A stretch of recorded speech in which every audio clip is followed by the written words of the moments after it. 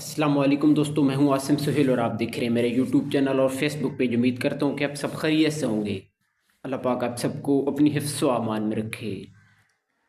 दोस्तों, आज की वीडियो में हम आपको काजू को खाने के फ़ायदे, नुकसान और मिकदार बताएंगे और इनमें क्या क्या ग़िज़ाइयत पाई जाती है ये भी आपके सामने रखेंगे।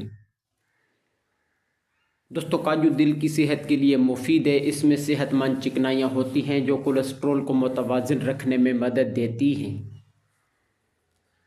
इसके अलावा काजू जिस्मानी तवानाई में इजाफ़ा करता है। इसमें प्रोटीन, आयरन और मैग्नीशियम जिस्म को ताकत फराहम करते हैं।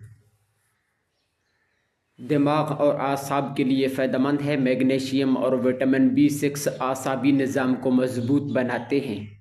इसके साथ साथ इसमें कॉपर होता है जो बालों और जिल्द की सेहत के लिए अच्छा होता है। हड्डियों की मजबूती के लिए बेहतरीन है। मैग्नीशियम और फास्फोरस हड्डियों को मजबूत बनाते हैं। वज़न कंट्रोल करने के लिए इसका फार्मूला बेहतरीन है, क्योंकि भूख मिटाने के लिए थोड़ी मिकदार में खाने से पूरा दिन पेट भरा रहता है और भूख का एहसास भी कम होता है। इसके बहुत ज़्यादा नुकसानात नहीं हैं, अलबत्ता नमकीन काजू ब्लड प्रेशर बढ़ा सकते हैं। कुछ लोगों को इससे एलर्जी भी हो सकती है।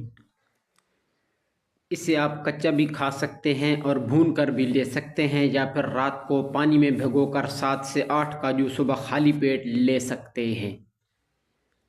इसे दलिया, सलाद या फिर दही में ऐड करके भी लिया जा सकता है। ये तरीका भी इस्तेमाल किया जा सकता है।